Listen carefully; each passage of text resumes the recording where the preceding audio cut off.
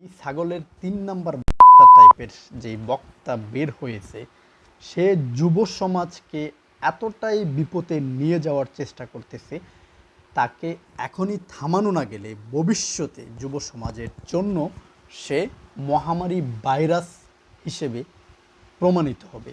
সম্প্রতি তার যেই বক্তব্যগুলি ফেসবুকে আসতেছে, গার্লফ্রেন্ড বয়ফ্রেন্ড নিয়ে বিভিন্ন ধরনের সে ফতুয়া দিতেছে।